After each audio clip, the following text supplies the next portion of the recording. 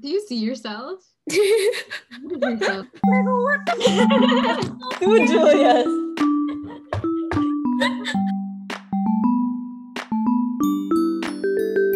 Village Kids. Hello, this is Village Kids, a podcast hosted by four childhood best friends. My name is Erin. My name is Annika. I'm Julia. And I'm Marga. Hello. So today we are going to talk about living through the COVID-19 pandemic. Oh my gosh. A lot of stories to tell there. So I guess I'd like to start by asking you guys, where were you exactly when the pandemic started? Like, where were you physically, mentally, emotionally? Good question. Let's start with Julia. Okay. I was here in Davao. Okay, so my first reaction, I was actually watching the announcement when Duterte was telling that the quarantine or the lockdown will start on March 15th. My first reaction was, yes! My mom kept on pushing me to go out and meet with my friends. And I'm like, I'm not in the mood. So at least now I have a real, I don't have to lie and tell my friends, I have to do this and that. I could just say, we're on lockdown. I can't meet you. What a Virgo thing. That was my first reaction. I'm like, but at the back of my head, I was like, oh my gosh, wait. Because my dad and both my sisters were in Manila. So I'm like, they have to catch a flight back as soon as possible. He gave us like a 2-day allowance. Yeah. Right? Yeah. So I'm like, oh my gosh, they have to come home or else they'll be stuck there. Yeah, that was my experience. That was funny. Yeah, and you were in Davao with like Annika at that time, right? Yeah, we had so much plans, Nick. Yeah. And we had all met like a month before this whole thing went down. Mm-hmm. And you also, like, Margaret took a flight down to Manila, down to Davao. Yeah. It was almost like a non-issue. I don't know if you guys felt that way, like back in February. Yeah. Yeah, for us, we never expected any of this. I mean, us in the whole world didn't expect this to happen. Yeah. And I think, like, at that time, I don't know how it must have felt like in Davao for Annika, since she wasn't really supposed to stay there as long as expected, right? Yeah. So for me, okay, so I guess context first. My parents and I flew to Davao in January, and we were supposed to be there until March. Like, we didn't book a return flight, but roughly like end of March. And so I think like it started to dawn on us that this is more serious than it originally seemed. Maybe first week of March. And so we decided to hold off on booking a flight just because like, maybe it'll just get canceled. So we figured like, okay, like, well, let's just keep playing it by ear. And then so it really like hit that we were going to be stuck in Davao March 15th, like Julia said. I remember I found out about the lockdown while I was at a coronavirus workshop or like info session, like seminar with my children. Yeah, it was and that seminar was all about like how restaurants and establishments like can adjust to the pandemic. Oh my gosh. Yeah, so I don't think they foresaw that like the government would act so swiftly. Yeah, so we heard about it while we were at that workshop, and from there, I don't know, it was like we were living in some kind of movie. Yeah. Until now, I still find it kind of hard to process, like the days and the weeks and the months that ended up like. It's almost been a full year. Yeah. I mean, we stayed in that 8 months. Yeah. I think like for me and Erin, it must have been, I don't know, when they were saying that, oh, school was going to be canceled for like 2 weeks, where people were already booking their flights to the All province right. and You were everything. still in school then. Mm-hmm. So, I mean, I think when I found out, this wasn't the hard lockdown yet. I think this was more of, they were saying that school is going to be canceled for a few weeks. Yeah. And so I did have a lot of friends who ended up flying home to the province. But I was like thinking of, oh, it's gonna be so hard to go back to the province right now, thesis and all of that. So, parang I was just thinking na, you know what, I'll just stay here. And then, but then when Duterte or the president was starting to talk about how serious it was going to be implemented, I also had to call up my family because obviously they had a say in it also. And I Mhm. think my mom at that time was like, she didn't want me to miss out. And same, I was doing thesis, I was doing all of these random schoolwork things that to me at that time had the priority over Yeah. so many things.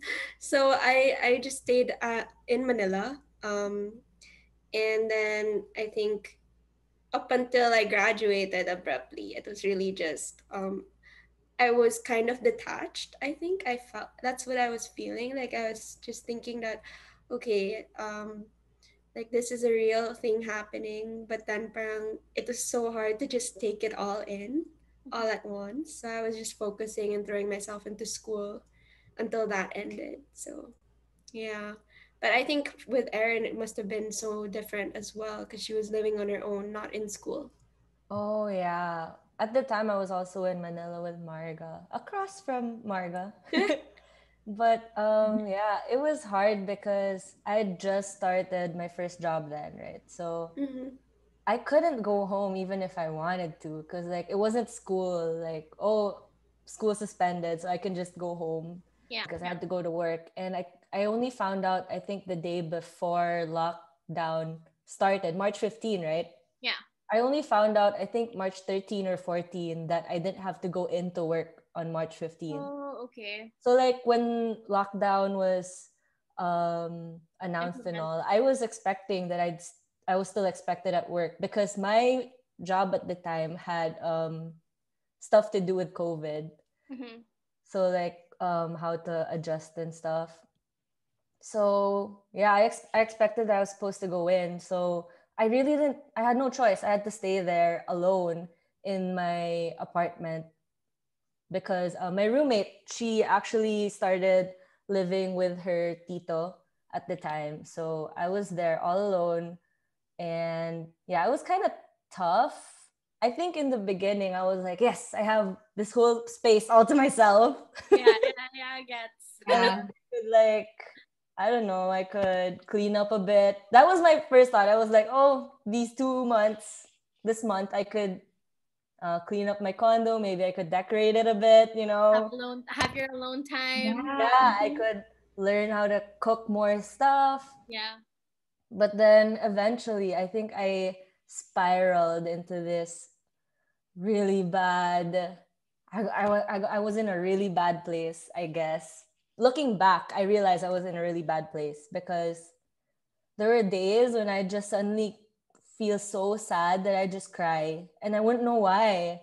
Yeah. And then, yeah, it was kind of tough living alone because I had no one to talk to, no one to Yeah. be with. Yeah. I think around late May, I got to come back home on a sweeper flight. It's a flight made for returning residents who are stranded elsewhere. 'Cause I have a really good boss. He allowed me to work from, well, I was already working from home, but Yeah. he allowed me to go all the way here back to Davao and work from here. And that's when I got to go on the sweeper flight. And then ever since, I've been working home from here. What was that Thank you. experience like for Yeah. you?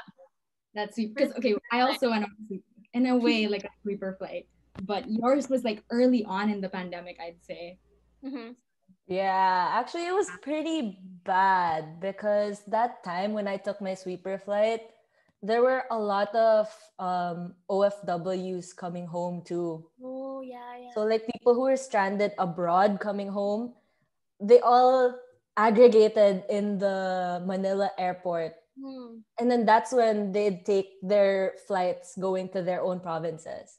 So like that day was when all of them arrived. The day that I left was when all of these OFWs arrived in the Manila airport. So it was so bad. Like there were so many people and I could just feel the anxiety because like these people, they didn't know when their flights to their provinces would be. Hmm. Like I overheard some of them saying that they were there overnight because like they didn't know when. They were just waiting. Everyone was panicking. Yeah, because they didn't know if they could get home either. Yeah. And it wasn't safe to be there with so many people. Yeah. It honestly felt like COVID wasn't a thing because there were so many people. Mm-hmm. Like it felt like a normal day in the airport, but with so much more anxiety. Yeah, it was bad. But as soon as I arrived in the Davao airport, everything was so smooth. Like everything was, people were in lines, and then there were people enforcing all of the rules. That's good. I Yeah. took what do you call that? The rapid test Yeah. there. Like it was so fast, and then they also got us on jeepneys, but Mm-hmm. okay, so instead of people picking you up or you looking for a taxi, it was COVID. So like lockdown was intense. Mm-hmm. So like the only way you could get home was through these jeepneys that the Davao Tourism Office, I guess, organized for those people coming home. So they hired all of these jeepneys and then they'd herd you into these jeepneys according to where you live. And Okay. then they'd drop you off. But like everything was so documented. Like you know who you rode the jeepneys with, at what time, who So they drove can it. easily trace. Yeah, so if anyone turns out positive after the 2 week quarantine, they could contact all those other people there too. So it was really good. And when I quarantined here too, the people actually checked in on me, like the barangay health office. Mm-hmm. They'd check in on me like every few days, asking how I was, what my temperature was. So it felt really safe. Okay, that's good. How about you, Annika? What was your sweeper flight experience like? So I guess opposite from your experience is that we had to contend with like because I was in Davao, um, what the Manila airport like system would look like, right? And I think that was the fact that we were in Davao required like a domestic flight to Manila to get back to Vancouver. Mm-hmm. And it's really that made coming back so difficult because all of the different cities, I guess they all had different, they weren't really coordinating, right? It's all based on however the city's managing their COVID cases. And What so month that did you leave, Nick? we ended up leaving in July. So yeah, back in March, Mm-hmm. the Canadian government started, I don't know how we got in touch with like, or how we found out that we needed to register on this system to let the Canadian government know that we were stuck Mm-hmm. outside of Canada. And from there, we started receiving emails of, oh, we have a sweeper flight. Um, and it's leaving on XYZ date. And um, the spots would fill up fast. And we also didn't really know, like, oh, would this be the last sweeper flight that's being arranged? Mm-hmm. Also, like, a big factor was the safety of Yeah. traveling at that Of course. time, too. There was so much unknowns, like Yeah. how infectious is this really? And then we finally felt comfortable to fly around May. And then that's when we booked our flight. And from there are so many just like uh, Delays, delays. Yeah, cancellation.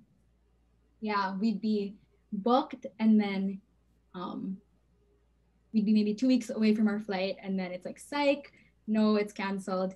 Either the domestic leg or the international leg would get canceled. And so it'd be hard to find a replacement last minute. So we'd have to cancel both. Mm-hmm. And then yeah, it was just really, I think that was what was really challenging, feeling like we were in limbo and Yeah. Yeah. not really being able to make any plans Mm-hmm. because there were so many things that were out of our control. Mm-hmm. And yeah, like Erin said, like it was like that's why I can't really imagine how Erin felt being on her own. Like I had a hard time and I was with family.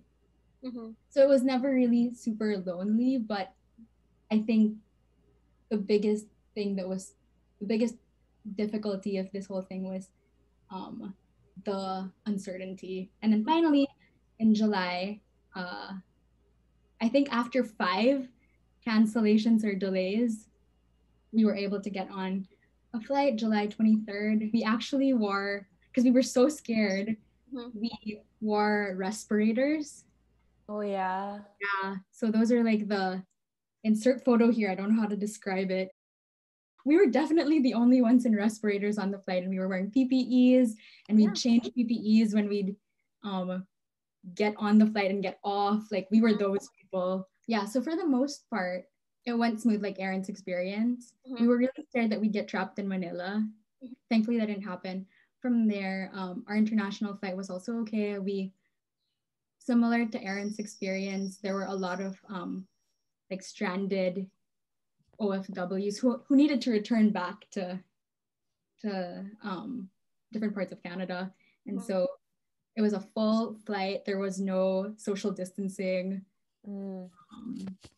Yeah.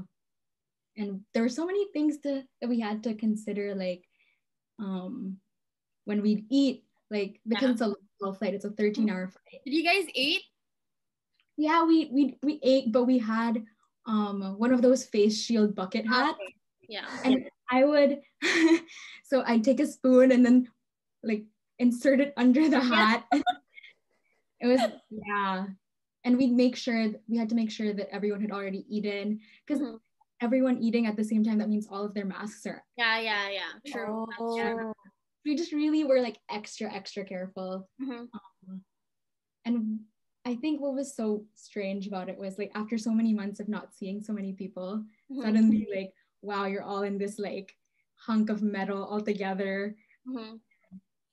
Yeah, it was, I don't know, the anxiety of it all is just hard to revisit even now. Yeah. When we got to Vancouver, it was like a whole different world. It was really odd. The airport, the people working there weren't even wearing masks. What? I guess the approach here in Vancouver, and I guess the entire Canada, is a little bit different from the Philippines, because the Philippines is like so densely populated, right? That you can't take chances. But here, they really wanted to make sure that people's mental health also like prioritized. So people could go to parks, could go out, as long as you like social distance and like it's just discipline lang, I guess. Yeah. Wow, sorry, that was like such a long spiel. No, I think it's really nice also, because I think throughout the last few months, we've really only heard things like, I think we've always been kind of reserved in the way that we provide this information to each other. Sometimes it's just like through random text. Like I remember there were times that Annika would send over like, "Oh, my flight's canceled," and then like we would always revisit that, and then now just hearing it all back, from herself, like it's really how many months of going through this pandemic, and it was so different from all of our perspectives, and it's just really crazy hearing that all, right? Even now, like, I mean, how are you guys, like, how have since like those like moments where you either had to go back home or you guys had to kind of adjust, do you still feel that feeling that you're still adjusting, or do you feel a little Definitely, yeah. Like for months, I think like for 5 months or 6 months, I didn't go out of my house. Like at one point, our gate was locked from the inside so that nobody would try to sneak out. So yeah, because we were really scared. Like my family's really scared. We all had anxiety at one point that we would just lock ourselves in our own rooms. We wouldn't tell each other because we're not that kind of family, but like we would all just like lock ourselves in our rooms and just like cry. Oh my gosh, I feel Because that. it's so scary. Like, all the news, because, oh, grabe talaga. Like, when you wake up and then you check your phone, all the news are bombarded with, like, new Yeah. cases and, like, oh, it could be spread through the air and everything. I'm like, oh my gosh. Like, I think my heartbeat, like, goes, like, 50 times faster whenever I check my phone. So that was when I think I started to leave social media again because my anxiety was so bad. Yeah. Yeah. Hmm. Yeah, I definitely feel that because like in the start of the pandemic, Mhm. as I said, my job was really closely related to COVID Mhm. and like the daily happenings in COVID. So like I had to check. I had no choice but to check the news every single day Mhm. about COVID, and I'd hear about it too because I'd watch like webinars. Part of my job is to watch like webinars. So like it was hard to stomach all of this bad news, just like one after the other. Yeah. So I guess part of that, like part of the anxiety I felt while I was alone in Manila came from that. But Mhm. then as soon as I came back home, I I was actually scared to come back home. Like I was really scared that maybe I wouldn't be able to keep my job if I get stuck here or what. Or like maybe I was sad that I'd lose my alone time and stuff. But like as soon as I got here, I really felt like a huge weight was lifted off of my shoulders. Like finally getting to see family after so long Yeah. and getting to see my niece and just finally not having to do everything by myself. Mhm. Like I really felt so much lighter when I came home. And I guess ever since I came home, I've been in a good place relative to when I was alone in Manila. Like I've been keeping myself busy and work isn't as heavy anymore because I could do it with my niece beside me playing, or I could do it beside my sister who's also working. Like so much better here with family, definitely. What about you, Annika? So for me, I think coming back here was really helpful. Uh, well, for one, because I guess there's more freedom here. I could like walk out of our condo anytime I wanted, and I could have my alone time versus um like as much as I love my family and everything, just being in one confined space is really hard. Mhm. Like no Feel matter that. what, everyone has like their own feelings going on, and Yeah. maybe Julia said maybe not everyone is communicating and open and about those feelings, diba? What I do miss though about like our little like quarantine life in Davao was how um how close we all had to become Yeah. in the house. Uh like having moved to Canada 10 years ago, I think there's that component of like um separating somehow from like all of the relatives and like all of the Mhm. families, Yeah. family time that we used to have in Davao, and like those 4 or 5 months that we were living with my cousin was really like much needed like bonding time that I didn't know I missed. Mhm. And yeah, so it's like bittersweet coming back. But overall, like I think it's net positive because then we can somewhat get on with our lives, like Mhm. my mom, my dad, and I. But it's still a day-to-day like struggle though, right? I don't know if you guys feel that way. Yeah. Yeah. It, Yeah. I pandemic feel that. fatigue is still Especially here every because now the and cases then. are going up again. It's like 100 plus every day. Yeah. And there's like a lot of rumors about like the lockdown again, and then like some people being positive in this mall or this grocery shop. So it's like you don't know. It's so scary. It's hard because like you really can't see an end to this. I'm so sorry, but like I don't see an end to this anytime soon. So like Yeah, for sure. Because like the vaccine will take how many years to perfect? Oh my gosh, I can't really.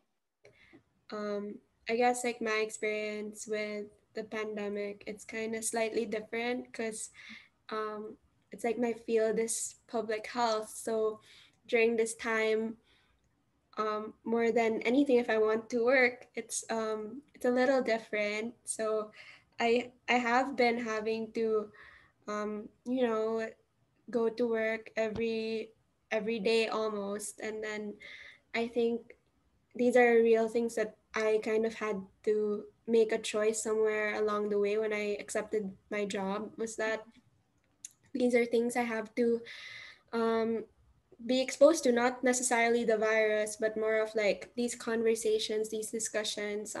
Parang I think what I felt was that, okay, now is the time to be more knowledgeable. I felt that I couldn't be detached anymore. As mentioned, there was this period, I think, since lockdown, because I felt the loss of not being able to be in school, not being able to finish those last few months that I felt was going to be it. It was such a weird thing because obviously it was something we all had to just like switch our minds to. Like we had to say, okay, there won't be a graduation. Mhm. Okay, there won't be those like last things. That was it, you know. And I think it took me a few months to, you know, wrap my head around it. As Julia mentioned, it's been the last 8 months. And I was just thinking, wow, yeah, it's been 8 months of us going through this pandemic, and it's like every single day, like even if you're saying um that I'm starting to settle in into a routine and whatever, it's still like an ever continuing adjustment period. And I don't know what's going to happen tomorrow. Like, there could be another lockdown, there could be, you know, all these new guidelines and procedures, and something could evolve with this virus. Yeah. But I don't know. I mean, it's scary. I think that's what I was trying to say. You know, parang even from my point of view, sometimes like working in this field that's very closely to Corona, it's like yes, I work with it, but it's like I still feel sometimes that I need to know more, and I Mhm. think Mhm. it's I actually learned a lot from you guys, Erin as well, because she always sends us all of those webinar Yeah. notes and all that. It's like we really had to figure out, okay, we knew we had to be there for each other Mhm. given Yeah. everything that we were doing. Like we were adjusting, and we were just going through so many different big decisions in our lives. And I think for the most part we really did show up for each other Yeah, I think that's one of the virtually. pros of the COVID lockdown situation is that the four of us got really close again, Yeah. Yeah. right? Because at Yeah, one point we just message each other every now and then. We don't actually like talk every day. It's Yeah. just during Yeah. the pandemic that started. I It's the feel group like chat, yeah, guys. It's a Viber group chat that before the pandemic, it was mostly like us sending like quotes to each other and yeah, then we like react to it. yeah, or sending me. like pictures of Yeah. animals. Yeah. Like it would be just snippets of conversations and like Yeah, not everyone would get to join in. But then yeah, ever since all of this happened and since Annika was in the same time zone as us, like yeah.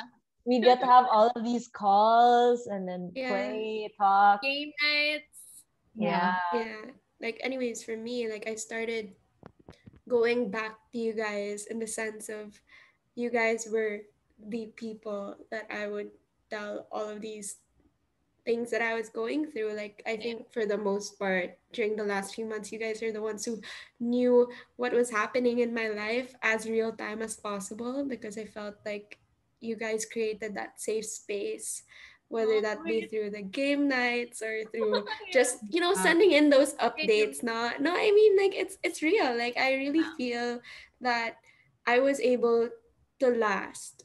Like I live alone now, so it's really more of I needed to create that support system, and it wasn't that hard because it was already created for me.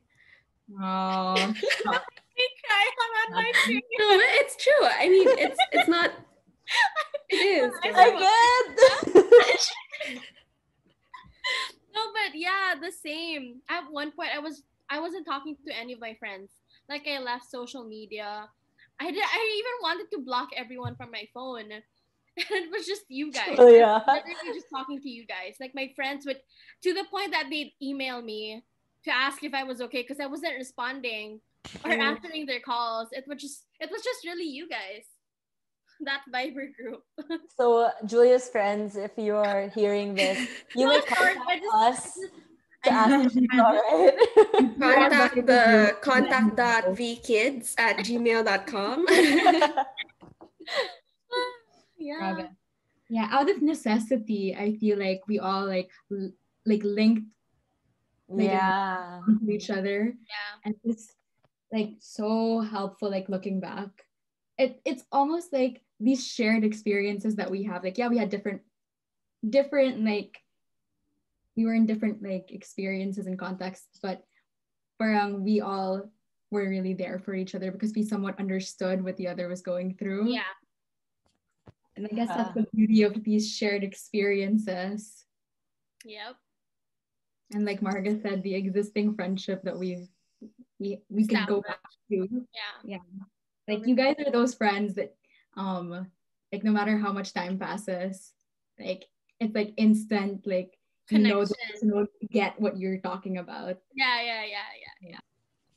What have you guys been doing during the pandemic? Like the quarantine, post-quarantine? Like our I feel everyday like- routine or I feel like Julia would have this routine down pat. Like, yeah. What do you mean?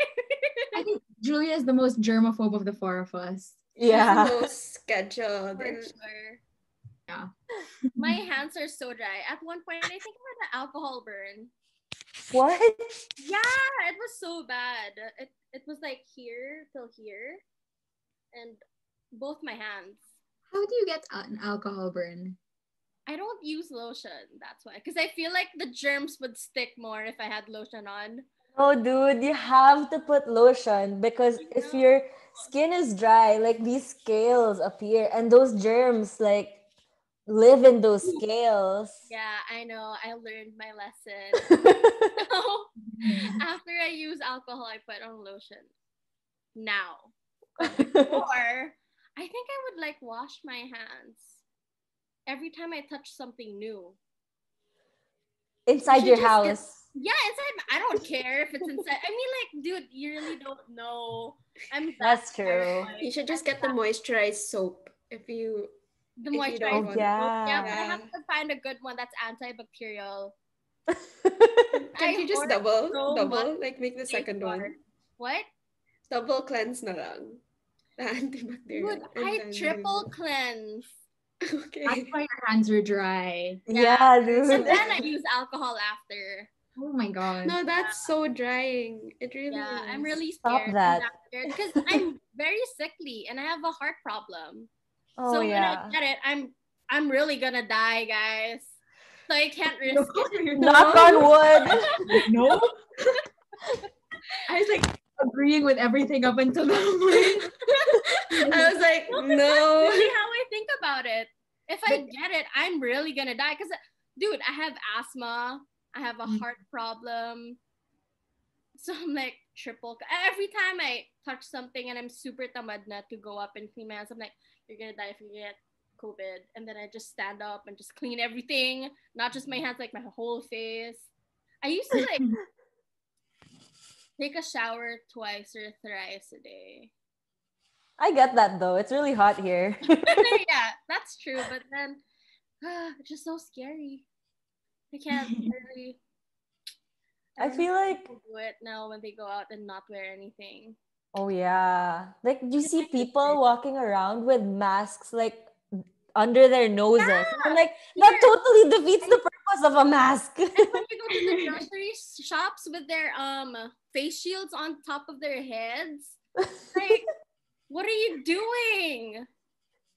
Like, do you think the world is safe? Oh my gosh. I remember when I was in Manila, I'd have to go grocery shopping for myself, right? So after I go to the grocery, I'd have this like tiny area by the door where I have to remove all of my outside clothing, leave Yeah. all of my groceries, everything, and then I'd tiptoe to my bathroom naked and then take a whole shower. Not touch anything. I'd shower in darkness because I didn't want to touch the light switch. Which, yeah. And then after that, I go back to that area And then clean it. I disinfect all of the groceries like one by one in what's the solution? Bleach? In bleach. That was crazy. Like the towel that I used for that used to be dark green and now it's white. Yeah. That's how much I bleach everything. I'm still like that until this day, this very day. I still disinfect everything. Like even the Shopee, I leave when I get it, I leave it outside for like 3 days. And then I disinfect it. And then I throw out everything and I disinfect the thing. I don't care if it's gonna break or whatever. If I ruin it, I don't care. Just buy another one. That is so much restraint for like that is. orders. Whoa, 3 days. Yeah. Respect. I can't. I'm really too scared. I think for me, like I do of course like the minimum public health standards. Like I have to, especially like given that I have to go out of my condo almost every day, except weekends because of course no work on weekends physically. But yeah, so like obviously everywhere I go, there's always going to be those like nudges. Always go through temperature checks. Always have like alcohol. I think definitely the pandemic has really changed me in the fact that I'm more prepared. Like when I go out, like and if I don't have alcohol on me, I'm forced to buy. Like it's like not something I even second guess. It's just like, Yeah. okay, I'm going to go and get alcohol now. Or I always have like masks with me. Like I have packs of masks that I sleep next to, and I have masks like in my drawer at work. It's just, and it's something that I also realized that is more and more accessible. It's something you buy literally on the street, like face shields and masks, like already packed for you to just buy and go. And even like going into 7-Eleven, like every time I go inside, there's usually how many people go in, and there's like a rule that you can't go in without a face shield, so people are forced to buy a face shield before they enter, and those types of things. And then I just realized that it's very hard. Like I mean, I see how people um some of them aren't as privileged to stay at home.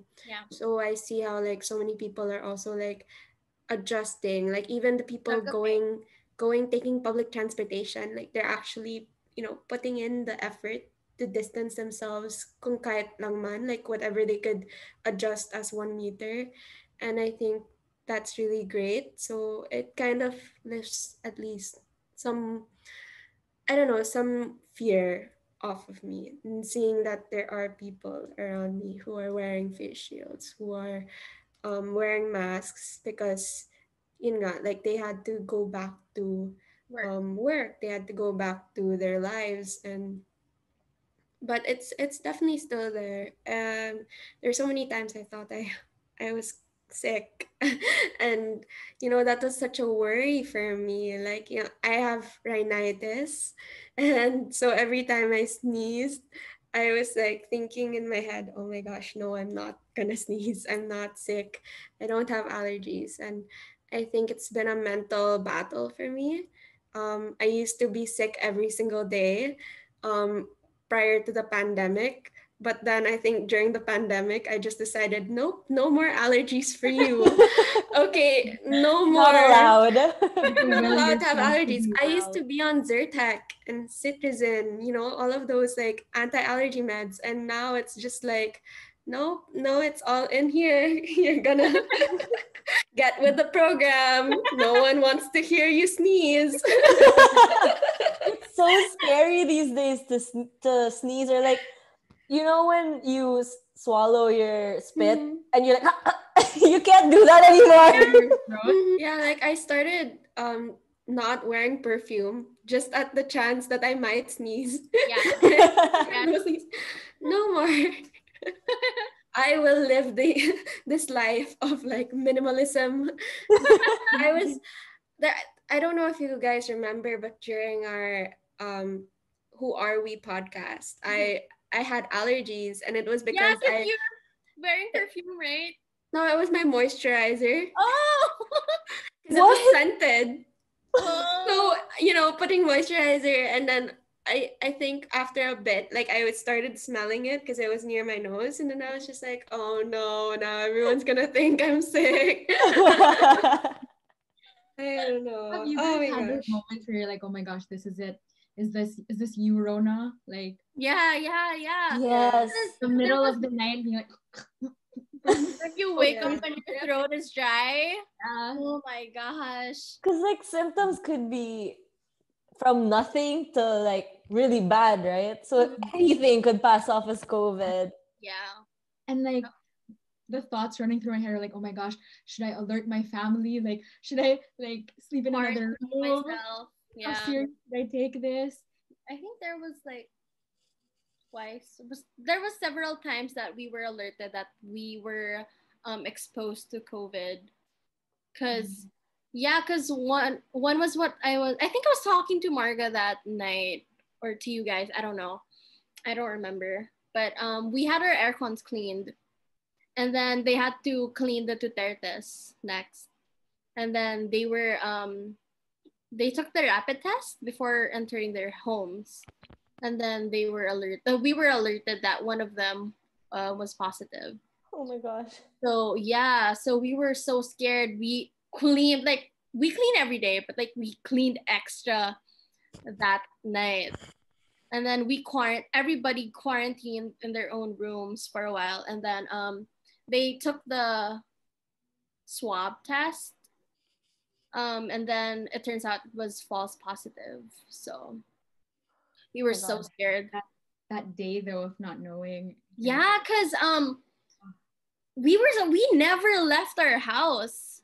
And then that happened. So we were like, oh my gosh, we were so careful. And then this had to happen. And then so yeah, but thank God it was just a false positive. Yeah. It's so scary. I can't. So it's so hard to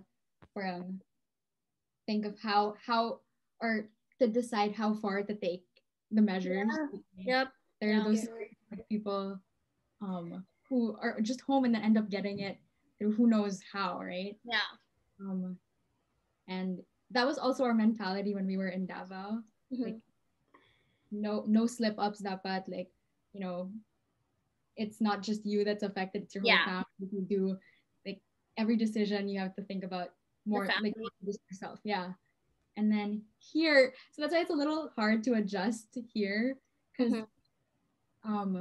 face shields and everything were the norm in Davao. And then when we came here, some people like masks are optional. And then my parents and I, when we go out, we wear face shields. Yeah.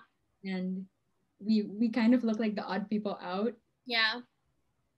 And at first I was like, oh, this is kind of embarrassing. But then after a while, you're just like, no, you know what? Like it's not just for us. Yeah. Like, we're also the people who we come across. Like even if we are, even though we don't show any symptoms, we could be the ones, like we could potentially be carriers, right? Yeah. So until now, like we still wear face shields, and I just take solace in the fact that it's getting cold, so like it fogs up. So like no, for sure, no one will know. Yeah, dude. But even here, I mean, when I go to the mall, but then like I wear gloves and everything, like the whole outfit of Corona, people still look at me. But I'm like, at least I'm not gonna get COVID. It's for them too, anyway. Like yeah, but yeah, that's so true. But like, yeah, do people still stare now? Yeah, like I wear gloves, and that's literally the thing that sets me apart from everyone. That's just the gloves, because The everybody's gloves. wearing masks and the face shield. But I don't know. I just like, I don't care what you think. Maybe they I'm were not looking taking because gloves they were off. like, who's this pretty girl in this mall? Oh, I love those gloves. That It's so white is fashion just forward. perfect white. The other day, I was walking to the train station and there was someone who was like fully just looking at me, like staring at me as I was walking because of my face shield. And I looked back and I waved. And then Sassy. they approached me and they were like, "Where did you buy your face shield?" And I was like, "Oh my Oh. god, I totally like misread the whole situation." Yeah, look at me. Hi. No, but I think also it's very interesting. I had this conversation with a coworker, and she kind of like threw the question at Mina, don't you ever think how lucky we are? And then I was kind of like, well, that's interesting because like I heard actually was in a webinar a while back, and it was like there was this historian, and he was like talking about how, I think everyone on this obviously are interested in COVID, like learning more about it. But I think something that will kind of look back moving forward is that we're actually some of the lucky people. Like obviously it's still happening, but we're kind of some of the lucky people in this moment in time, to be able to look back in history and say that okay, we're actually able to live through it.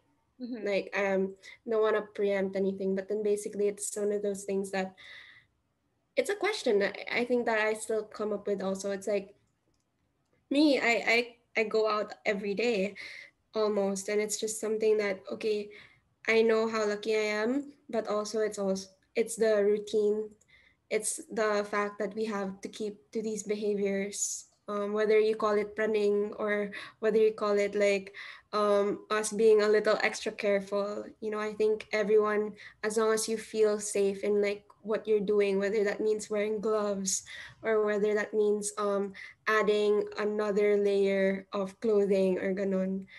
I don't know, it's just something that I was like thinking about, that yes, we're lucky, but then I think it's also because we never like decided to stop caring about like ourselves and the people around us, especially like our parents. I mean, you guys, I think for the most part have always brought in like the fact that you live with other people, and yung parang those are the people that you kind of think of with all the different steps you take in a day. So Mhm. I think that's really really interesting and cool.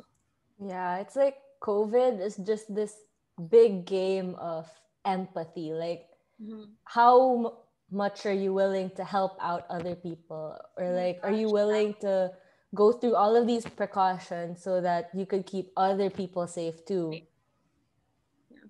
Yeah, it's like the ultimate empathy test. Yeah. Early on, also, what really messed me up mentally was, I think, my heart broke for those people that lost their jobs Yeah. during the whole pandemic.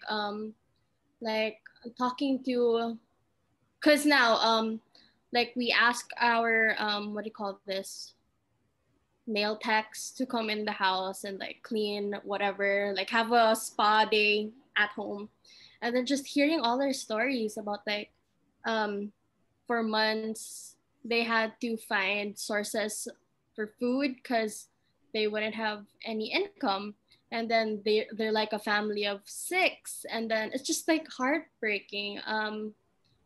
I think early on that was the reason why I was mentally not okay, because thinking about all those people, like I felt really blessed, like okay, I didn't have to worry about myself, but like how are these people coping? Yeah. I think Yeah. I was at one point, my voice is cracking, I'm so sorry. It's just so heartbreaking. Like at one point I couldn't sleep because I felt like I wasn't doing my part helping. I don't want to cry. Other people, like I don't want to cry. Wait lang, I'm crying now. Yes. yeah, so like I was so happy when when our titas was doing this Davao group thing that he could donate to, because I was calling everyone, like the Davao government. Wait, are you okay, Air? Yeah, yeah, I'm I'm good. This is so deep. Anyways, like I was calling the Davao government if they needed like help for um canned goods or like money donations, so we could put out something on the internet and just ask people to help. So yeah, I think that was what really messed me up early on. Yeah. But I was in Manila at the time when that group started, and Yeah. I was honestly so happy that there was a community in Davao doing that for the people here. Like I didn't see something like that when I was there. I mean, I guess Davao is different in that it's a closer community. Everyone in the Filipino Chinese community knows each other. So like I guess it was just heartwarming to see that there were so many people wanting Willing to to help help. out. Yeah, Yeah. like for no personal gain at all. Like they Yeah. just really wanted to help out. Yeah. Yeah. And Oh in my whatever God, way that I they can't could, believe I cried. like Okay, sorry, go. like people coming together for asking like how can I help? Like Julia, like not necessarily through like um money donations, like it can just be through like, oh, do they know how to like 3D print? Is that like a skill that they have? Like Yeah. everyone was really just finding how like in what small way they can contribute. Mhm. Yeah. It was Like just donations of food every day. Like a lot of restaurants were game to help provide food. Yeah. Yeah, I think Davao was actually one of the cities that the whole Philippines was kind of looking towards. Like I think it was one of those model cities in the sense of just like their social mobilization and the way they were able to really like have these systems to disseminate like this important information during this time. And I've had those conversations with people and then I was like, oh, why are people not going anymore to Davao? And it was really because, oh, because they're actually really capable of doing things on their own. And it was such a good feeling for me because I think, especially being in Manila, I don't know if Erin felt this way also. It was like you feel helpless. Like, partially you think of yourself, you think also like, how will I stay safe? But it's also, what about all the people I left back home? They're going through so much. And it was just that feeling of how it's literally impossible for me to physically be with you. But then hearing all of those stories, it was just like really nice to at least know that you guys were doing okay and doing more than okay. You guys were like putting up all of these like efforts, and it was just really, I don't know, heartwarming. So yeah. Woo! Wow, that was heavy. Okay. So I guess we laid a lot on you guys today. We talked about our experiences, feelings of anxiety, news, everything about COVID, really. And it was just, wow, that was heavy, you guys.